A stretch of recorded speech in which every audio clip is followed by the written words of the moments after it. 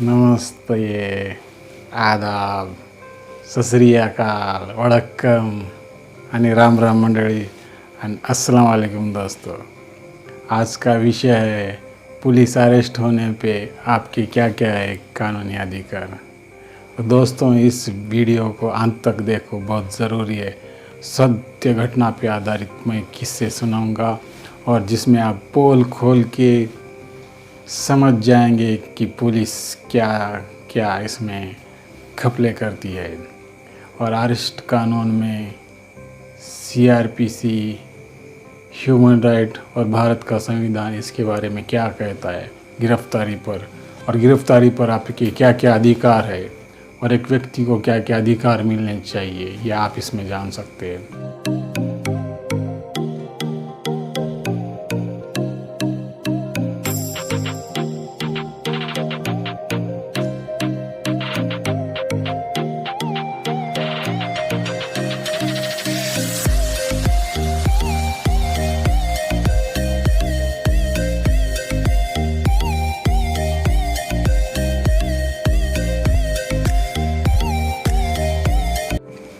और मैं आपको कहता हूँ भारत का संविधान इसके साथ अपने को पढ़ना चाहिए, क्योंकि भारत का संविधान सुप्रीम है, उसके ऊपर कोई भी नहीं, पीएम, सीएम या हाई कोर्ट या मिलिट्री भी नहीं है। भारत का संविधान कहता है आर्टिकल 21 अनुसार आपको स्वतंत्र का अधिकार है, right to life and liberty है, वो कोई भी छीन नहीं सकता। एक झूठी कंप्लेन, एक एफआईआर की कॉपी और कोई जाके आपके खिलाफ शिकायत करने से आपकी स्वतंत्रता नहीं छीन जा सकती। तो सच्चे घटना पे आधारित ये किस्सा सुनो दोस्तों। हम जैसे एग्ज़ाम प्रिपरेशन में सीआरपीसी क्लास में हम गए थे, वहाँ पे एक great knowledgeable retired principal district जज साहब शेख साहब है।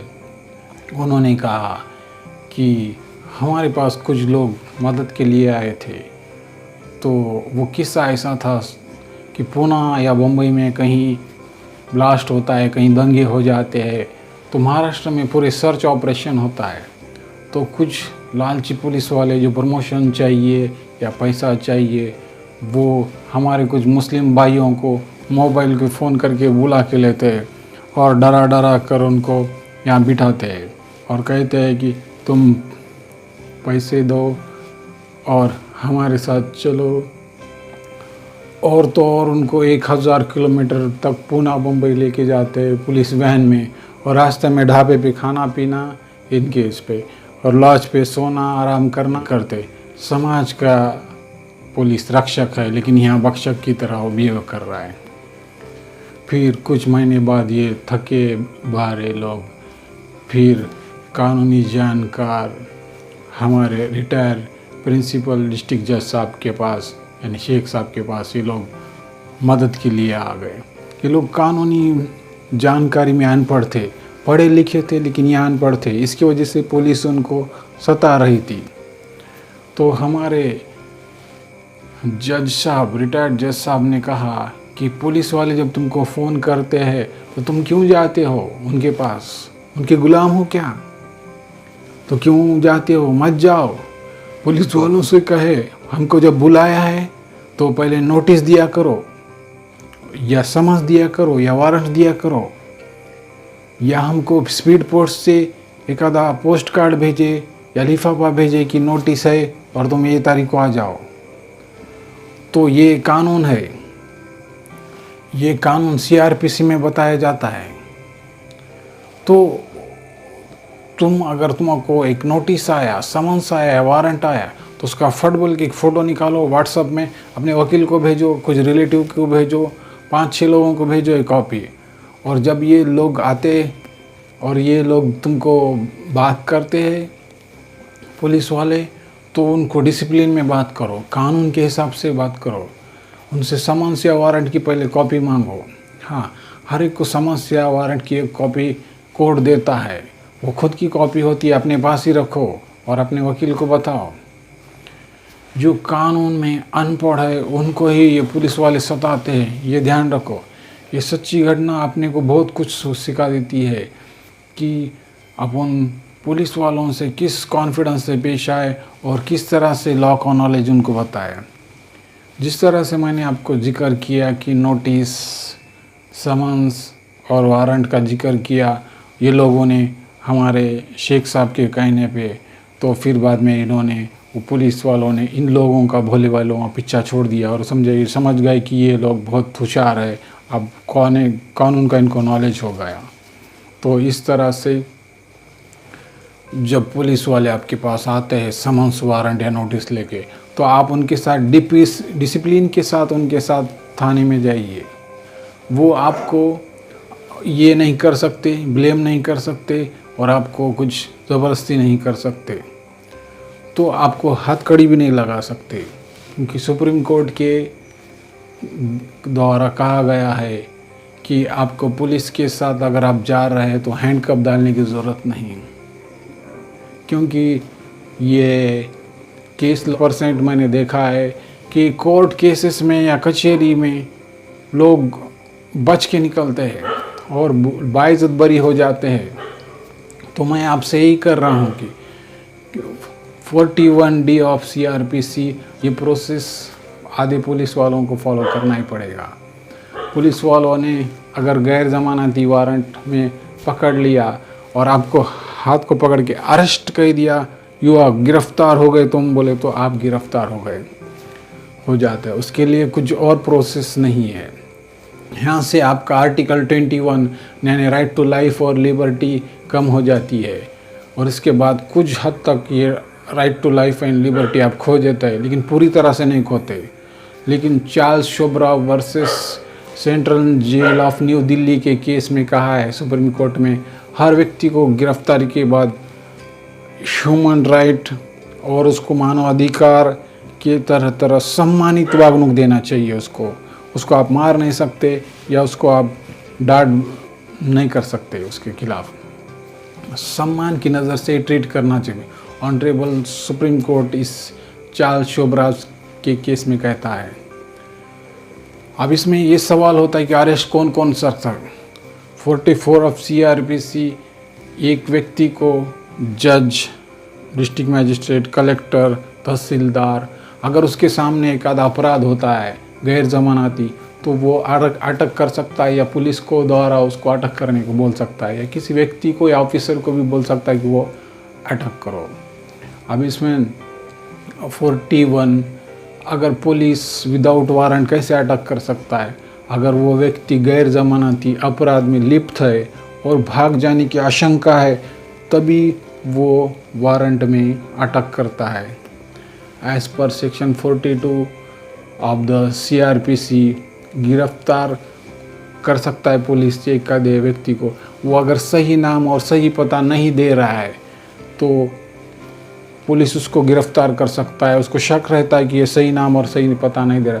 तो दोस्तों, मेरा कहना है कि आप सही नाम और सही पता पुलिस वालों को दे, आप बचे नहीं, डरे नहीं उससे, तो आपको वो अरेस्ट नहीं करेगा। वो आपको मेमो वगैरह देकर, नोटिस दे के छोड़ देगा। तो 4 नंबर का पॉइंट है, सेक्शन 51 ऑफ CRPC तत्काल गिरफ्तारी कर सकता है पुलिस।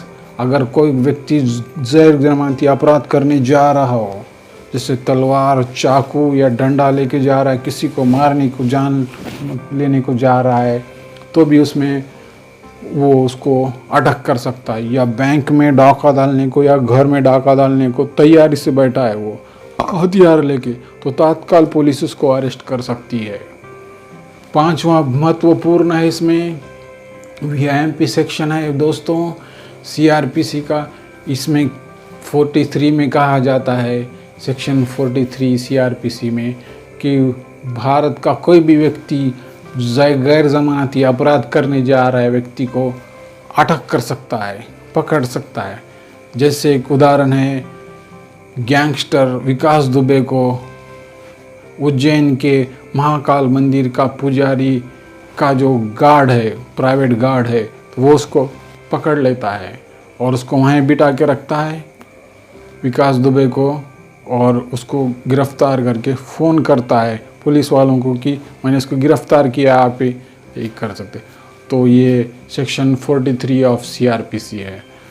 आप मेरे ये मंज़र, मेरे जो इसके पहले का वीडियो है इस चैनल पे, was Vikas Dubey encounter fake, उसमें आप देख सकते हैं। ये बहुत ही इंटरेस्टिंग वीडियो है, आप इसमें डिटेल देख सकते हो। अगर किसी व्यक्ति ने आपके साथ मारपीट की है या आपको धमकाया है या आपके घर वालों को भी धमकी दी है या मारने की कोशिश की है या IPC 307 के अलग जान लेने की कोशिश की है, तो आप उस व्यक्ति को गिरफ्तार करके रख सकते हैं, बांध के रख सकते हैं पुलिस आने तक, और उसके बाद उसको पुलिस को सौंप सकते हो और उसको जेल में डालने की रिक्वेस्ट कर सकते हो। वैसे ही आर्म फोर्सेस को पुलिस अटक नहीं कर सकती या मिलिट्री मैन को अटक नहीं कर सकती, क्योंकि उनके लिए थोड़ा सा कानून अलग है। उनके लिए आर्म फोर्सेस एक्ट्स है।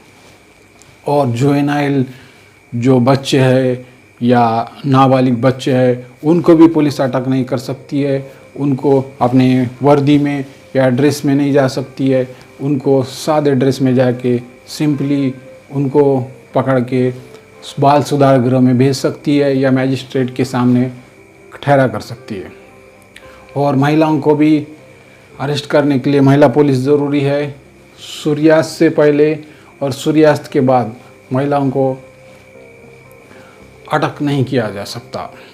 और पर्दानशीन महिलाओं को as per 46 of the CRPC पर्दानशीन महिला को कोई अटक नहीं कर सकता, उनको जाके पुलिस स्टेशन में नहीं ला सकता और सवाल जवाब नहीं कर सकता। उनको उनके घर में जाके पर्दे में रह के आपको सवाल जवाब करना पड़ता है, और पुलिस भी उनको सम्मान से पेश आती है और सम्मान से उनको क्वेश्चनों पर आंसर करती है।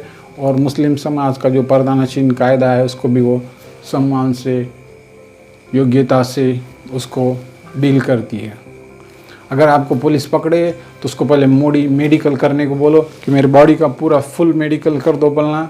अगर वो आपको मारेगा तो उस मेडिकल में वो अगले रिपोर्ट में मिल जाएगा कि थाने में पहले लेके गए थे, मेडिकल में उसको कोई भी चोट नहीं थी, लेकिन बाद में चोट कैसी आई। तो वो पुलिस वाला जिम्मेदार हो सकता है और आगे चल के सस्पेंड भी हो सकता है और परेशानी में आ सकता है। तो मैंने देखा है कि आज से केसेस में 90% इसमें पेलेबल ऑफेंस में भी बेल हो जाती है, लेकिन आपके वकील ने अच्छा आर्गूमेंट्स करना चाहिए। और मैं देखा है 90% इसमें नॉन बेलेबल सेक्शन में भी बेल मिल जाती है। लेकिन आप अगर पुलिस को सहकार्य करेंगे या मीडिया को, सबको, ट्रायल को सहकार्य करेंगे तो आपको जल्दी से ज़मानत मिल जाती है। अगर कभी कभी कुछ छोटे मोटे पिटी ऑफेंस में पुलिस तो थाने में ही ज़मानत दे देती है।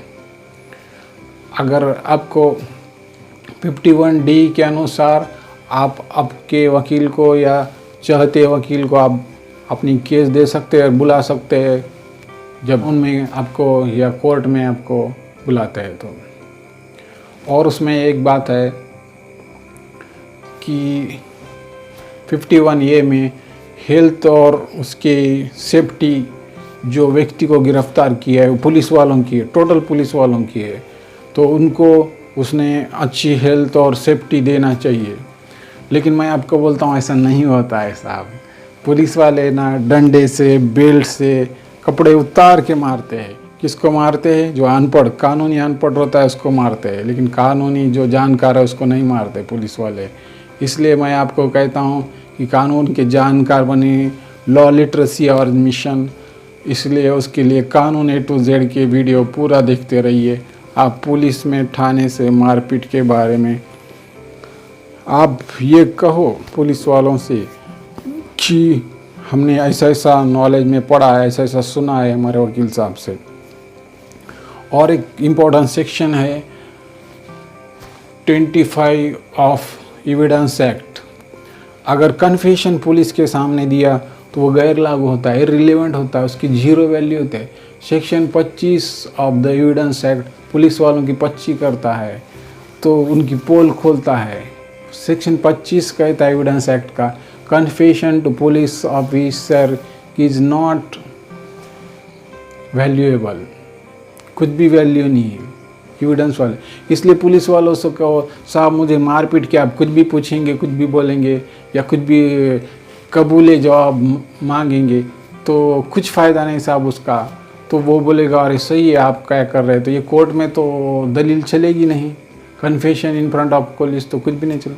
पुलिस का काम ईमानदारी से इन्वेस्टिगेशन करना है, फैक्ट और केसेस को सामने रखना है। मारना पुलिस का काम नहीं है। कुछ अच्छी सेवाभावी संस्था और ह्यूमन राइट NGOs है, उसका भी आप सहारा ले सकते हैं। वो पुलिस सताना या पुलिस के टॉर्चर के खिलाफ, ह्यूमन राइट वायलेशन के खिलाफ वो आपका हेल्प कर सकते हैं। आप अपने इलाके में, अपनी सिटी में ऐसे ह्यूमन राइट कमीशन NGOs को देखो और उनसे आप ले सकते हैं। और एक है, आप कोर्ट से फ्री लीगल एड्स भी ले सकते हैं। फ्री लीगल एड्स में आपको फ्री में वकील मिल जाएगा, और अगर आप किसी और इलाके में अटके या और किसी राज्य में अटके और सिटी में अटके तो आप फ्री लीगल एड्स की भी ले सकते हैं। आप देख सकते हैं कि पाकिस्तान का जो ये था तहरीकी कसाब, उसको भी फ्री लीगल एड दिया था बॉम्बे हाई कोर्ट ने। गिरफ्तारी व्यक्ति के कानूनी A to Z जो अधिकार है, लैंडमार्क उसमें कसूर है, वो जो मैं आपको बता रहा हूँ सुप्रीम कोर्ट के, उसमें कॉन्स्टिट्यूशन ऑफ इंडिया है, भारत का संविधान है, ह्यूमन राइट भी है उसमें। तो मेनका गांधी की केस बहुत फेमस है, Maneka Gandhi versus union of India. उसमें कहा है कि आप गिरफ्तार करने से पहले या किसी के अधिकार काटने से पहले उसको नोटिस देना चाहिए, और उसका स्वतंत्र का अधिकार छीनने से पहले उसको आप उसका कहना पूरी तरह से सुनना पड़ेगा। उसके बाद ही law procedure, due procedure of law अपना के ही उसको आप अटक कर सकते हो या उसकी स्वतंत्रता निकाल सकते हो। ये लैंडमार्क केस है। और एक है राइट टू प्राइवेसी में landmark case, Kharak Singh versus state of UP। तो वो खड़क सिंह नहीं है कि खड़क सिंह के खड़कने से खड़कती है खिड़कियाँ और खिड़की के खड़कने से खड़कता है खड़क सिंह, ये वाला खड़क सिंह नहीं है। UP का एक मशहूर डाकू था खड़क सिंह, जो कि सुधरने के बाद खड़क सिंह अपना अपना रोज़ का रूटीन काम करता है, मेहनत मजदूरी करता है। लेकिन UP पुलिस क्या करती है, रोज़ उसके 12-1 बजे दरवाजे पे खटखट करके दिखती है, खड़क सिंह तुम हो घर में या डाका डालने चले गए। तो और खड़क सिंह रोज़ कहाँ जाता है, किधर किसको मिलता है, पुलिस वाले उसके ऊपर वॉच रखते हैं। तो उसके वजह से खड़क सिंह परेशान होता है, वो बोलता है मेरे पीछे ही क्या है बोलता है। तो वो आर्टिकल 21 के अंतर्गत सुप्रीम कोर्ट में जाता है, ऑनरेबल सुप्रीम कोर्ट को कहता है ये राइट टू प्राइवेसी का भंग है। तो सुप्रीम कोर्ट भी उसका अध्ययन करता है उस केस का और कहता है कि हाँ ये right to life and liberty का ये वायलेशन है और राइट टू प्राइवेसी है। हर व्यक्ति को, इंडियन व्यक्ति को right to privacy Kharak Singh versus state of UP इस केस में दिया गया है। और तुमको ट्रायलेबल ऑफेंसर या विचाराधीन कैदी बोल के सालों साल जेल में नहीं सड़ा सकते। उसके लिए एक लैंडमार्क केस है हुसैन आरा खातून versus state of Bihar secretary. तो उसमें है उस हुसैन आरा खातून versus home secretary of Bihar. इस केस में वो सुप्रीम कोर्ट ने कहा है कि ट्रायल तुमको वक्त में जल्दी करना पड़ेगा, अच्छा करना पड़ेगा, वरना तुम कैदी को या आरोपी को या एक्यूज को छोड़ देना चाहिए, क्योंकि तुम कितना भी उनको अंडर ट्रायल नहीं रख सकते। और आप अपन कह के या जजमेंट से अपन पुलिस से या स्टेट से या सरकार से अपन मुआवजा ले सकते हैं। उसका एक लैंडमार्क केस अप्रैल 2019 का Bilkis Bano versus state of Gujarat. एक प्रेग्नेंट लेडी है बिल्किस बानो, उसके ऊपर गैंग रेप होता है 2002 के केस में, और उसके 14 रिलेटिव को और उसकी एक छोटी बच्ची को उसके सामने मार दिया जाता है कट्टर हिंदू दंगाई द्वारा। मोदी उस टाइम वहाँ के CM थे 2002 में। 18 साल बाद इस बिल्किस बानो केस में ऑनरेबल सुप्रीम कोर्ट ने एक सुप्रीम जजमेंट दिया। जजमेंट में कहा, उन्होंने कहा और फटकारा गुजरात पहले स्टेट को, और उसमें कहा कि ह्यूमन राइट का ग्रॉस वायलेशन हुआ इस केस में। गुजरात सरकार को कहा कि 50 लाख रुपए बिल्किस बानो को जुर्माना दिया जाए कैश में, दूसरा सरकारी नौकरी दे, और तीसरा सरकारी जॉब दे उनको। तो वो भी 2 हफ्ते में सिर्फ। इस तरह से उन्होंने ऐसा मुआवजा दिया, कंपनसेशन दिया बिल्किस बानो को, और एंटायर पुलिस स्टेशन को उन्होंने सस्पेंड कर दिया। उसमें एंटायर पुलिस ऑफिसर थे और एक आईपीएस ऑफिसर बड़े दर्जे का था। आरएस भगोरा को भी, पुलिस ऑफिसर को, सुप्रीम कोर्ट ने सस्पेंड कर दिया, हमेशा के लिए घर बिठा दिया। तो दोस्तों, इस तरह अरेस्ट किया वाले व्यक्ति को या आम नागरिक को, आम भारतीय को बहुत सारे अधिकार है। इस अधिकार को जानो। जब अपना अधिकार का हनन होता है तो कानून की जानकारी देखो, समझो, पढ़ो और अपना फ़ायदा करके लो और अपना राहत पालो। और आप ऐसे ही मेरे के लिए मेरे चैनल को सब्सक्राइब करो, लाइक करो, शेयर करो और इस चैनल को आप ऐसे ही देखते रहो। मैं एक से एक अच्छे कानून की वीडियोज़ आपको देता रहूँगा। इसलिए धन्यवाद।